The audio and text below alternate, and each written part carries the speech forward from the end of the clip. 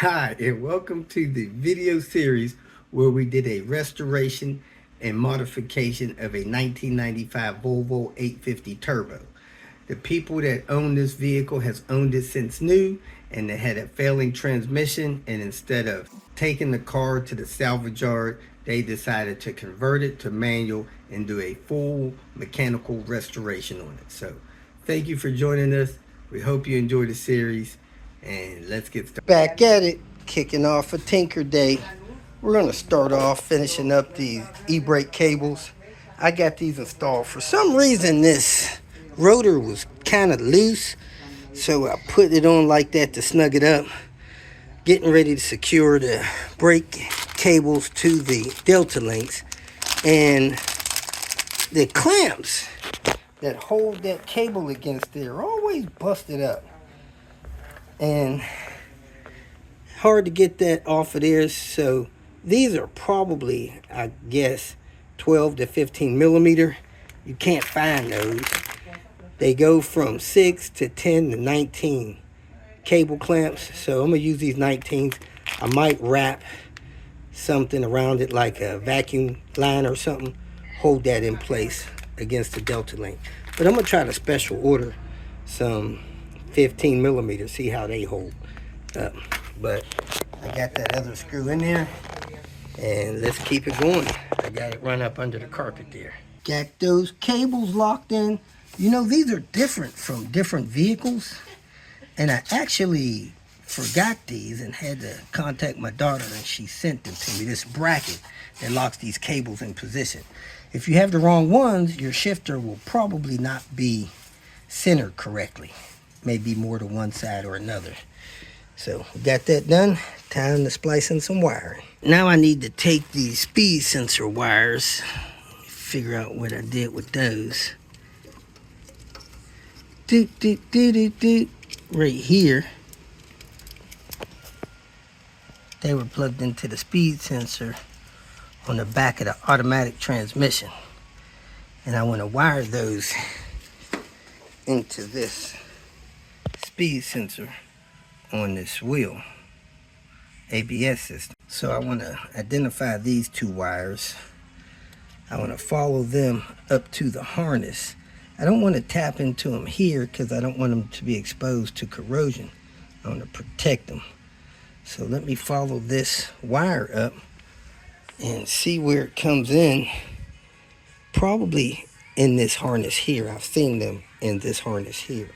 It's going to be a pain in the butt, but I'd rather put them to the harness up here than down there at the wheel.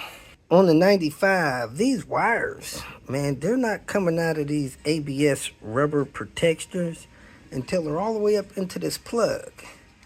So I'm pretty sure that these are the wires here. This white one's probably driver. This one's probably passenger. It doesn't matter which one you tap into. But I don't want to try to open up this wire anywhere else. So I'm going to tap into it up here and run the wires out of there. Now the rear ones, I think this yellow with lavender and yellow with black is a rear one. But I also see a couple sets of greens that are wound. Green here with a white line and a green here with a black line. And there's another set of greens that's wound.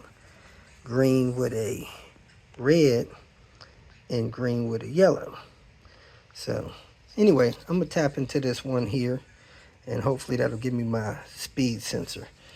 So let me go ahead and wire that up, tuck it out of the way so that it's not in the way or in the way of getting damaged by anything. So I tapped into these wires in this plug-in with these. I'm gonna try to close that thing back down on them. Hopefully that'll work. I staggered them a little bit. And I'm pretty sure this side, because it had white tape on it, went to the driver's side. Let's see if we got the tape down here on the driver's side. I don't see any on the driver's side. Let's go see the passenger side.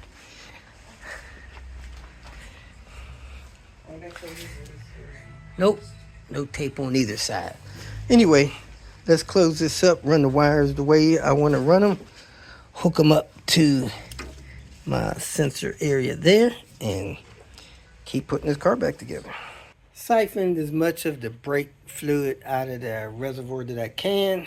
I'm going to go ahead and cut the hydraulic line and connect that, put in fresh fluid, bleed the clutch, then bleed the rest of the brake system.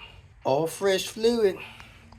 Got my bleeder there, instruction link in the description area. Got this nasty fluid out of the clutch system till it started coming clear.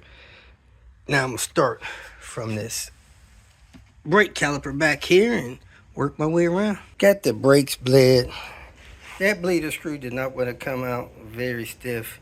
Had a hard time getting it to stop leaking. Finally stopped. This bleeder screw didn't work at all. Had to take it all the way out to bleed that caliper. Hopefully it's not leaking. Had to check that and get that replaced. Doing the firewall junction for the heater core. And the new one has an aluminum piece down here instead of plastic. How about that? So I'm gonna put that in. Put in these coolant hoses. And got 2 new Volvo hoses over there. And I should be ready to lift the subframe in because we got a new radiator as well. Just serviced the transmission. Man, about 8 ounces came out. That stuff was nasty. And I filled it up till it started coming out of the axle. Just barely started coming out of the axle hole. Dripping down there. Hopefully that stopped dripping. I don't want to be cleaning up too much mess. I'm going to go ahead and hook up this subframe now because that's the next thing I'm going to do. And I'm going to tear this fender lining out and replace it. I got all the coolant stuff hooked up. Oh, nope. I don't have the hoses connected up here. Subframe wouldn't matter on that, so I'm going to go ahead. I did put bearings in these shifter linkages. They don't have to worry about those wearing out. And I hadn't put the starter back in yet. And I'm going to do the fan mod, I guess. I usually do, so let's keep trucking. Subframe next while I still got energy. Didn't notice this when I dropped this down, but that subframe bushing is probably destroyed. Getting ready to replace these bushings on this anti-sway bar. These anti-sway bar bushings were so loose they were riding on the anti-sway bar, but it's hard to get these off of here. That little tip gets pressed into there when they're installed. And see, that side ain't even come loose, and we've been beating on this thing. So I took the pry bar, I placed it on here like this, and I beat it with a hammer until it started going in there. Then I pried it open. Finally came open on one side. Then I just beat it with the hammer till it got open. And if you got any rubber still sweat on that, just grind it off somehow. And these are the new ones from Swedish Car Parts that I'm about to put on there. You do want to grease inside there where that rides on the bar so you don't have issues with it wearing out fast and making noise. This bar might slide in the bushings because it doesn't have a stop. These are normally glued to the bar at a certain load, kind of like your control arms are. It has a little dent in here, so that may stop them from walking back and forth. I also notice it's got a red swatch on it. This is a T5 bar, and maybe a date stamp on there. 6/15/94, and some kind of 16 date there. I put these bushings over the bar, and they are loose. I imagine these may be the ones for R's. So if you get an R bar, this is a T5 red bar, so probably should have got the next one smaller. So I'm gonna ask Alex and see what we can do about this. I put some tape around the bar to take up that gap, both sides. Then I ran some tape, 3M tape, around the bar several times to stop this thing from walking. Put a couple zip ties on it, both sides. So this shouldn't walk. I'll check it in a couple of weeks, then again in a few months, then again in a year. See how it worked out for me. I got a lot of tape next to the bar there. As soon as I started shaking the bar, it started walking. And it wasn't centered, so I had to center it. I put a clamp there, like that, to stop that side from walking. You can use a clamp or wrap it up or whatever. So this bar should not walk. Let's go ahead and get this thing installed. If you made it this far, I trust that you found some information that was either useful or entertaining. So go ahead and hit the like button. And if you would like notification of future videos that I post, please subscribe to the channel.